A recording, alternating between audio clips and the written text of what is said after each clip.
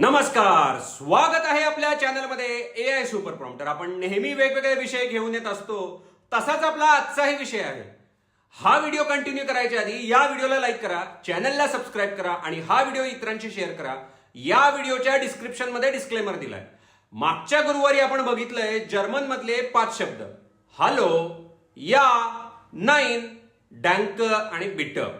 आता आज आपण बघायला लागलोय जर्मन मधले एखाद्या व्यक्तीला योग्य पद्धतीनं ग्रीटिंग कसं करायचं. कल्पना करा, समजा जर्मनीमध्ये कोणी गेलंय, हॉटेलमध्ये प्रवेश केलाय, समोरची व्यक्ती हसून म्हणायला लागली, गुटन मॉर्गन. रिस्पॉन्स द्यायचा कसा? आजचा व्हिडिओ संपेपर्यंत याचं उत्तर नक्की मिळणार आहे. मागच्या व्हिडिओमध्ये आपण बघितलंय ते म्हणजे हॅलो. हॅलो म्हणजे इंग्लिशमध्ये होते हॅलो, मराठीमध्ये त्यालाच आपण नमस्कार पण म्हणतोय. कोणत्याही वेळी मित्र, दुकानदार, शेजारी, सहकारी या सर्वांसाठी आपल्याला वापरता येतोय तो म्हणजे सगळ्यात चांगला शब्द कोणता आठवला असेल किंवा ग्रीटिंग आठवला असेल तर ते म्हणजे हॅलो. सगळ्यात सुरक्षित असा तो पर्याय आहे. आता समजा सकाळचे 8 वाजलेत, तेव्हा म्हणायचं आहे, काय म्हणता येईल?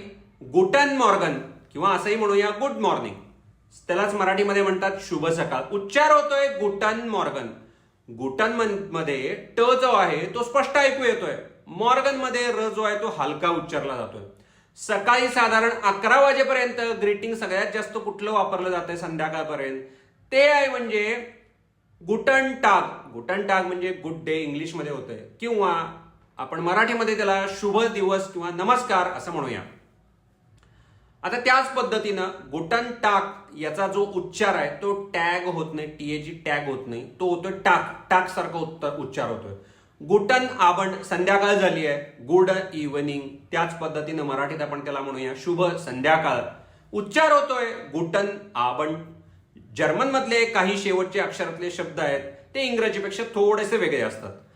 तर गप्पा झाल्या, भेट झाली, आता जायची वेळ समजा आली तर काय करायचं? कुठला शब्द वापरायचा? चूज, TSUCHTSCHUSS, बाय इंग्लिशमध्ये, किंवा त्याला आपण असंही म्हणूया, पुन्हा भेटू मराठीमध्ये. उच्चार होतोय चूस. आता बऱ्याच वेळा फॉर्मल सुद्धा आपण जातो किंवा चाललो असं आपण बऱ्याच वेळा म्हणतोय, पण त्याच्यासाठी वेगळा शब्द आहे. एखाद्या दुकानामध्ये प्रवेश केल्यानंतर अनेक लोक आधी हॅलो किंवा गुटन टागच म्हणतात आणि मगच आपलं काम सुरू करतात. ही छोटी सवय जी आहे ती नम्रपणाचं प्रतीक आहे. ग्रीटिंग हा फक्त शब्द नाही आहे, तो एक तिथल्या एका सगळ्या जवळपासच्या सगळ्या गोष्टींचा भाग आहे. पुन्हा एकदा आपण बघूया. जर्मनमध्ये म्हणायचं हॅलो, इंग्लिशमध्ये म्हणूया हॅलो, किंवा मराठीमध्ये म्हणूया त्याला नमस्कार. जर्मनमध्ये म्हणायचं गुटन मॉर्गन, इंग्लिशमध्ये म्हणायचं गुड मॉर्निंग, मराठीत म्हणूया शुभ सकाळ. जर्मनमध्ये गुटन टाग, इंग्लिशमध्ये गुड डे, मराठीमध्ये शुभ दिवस.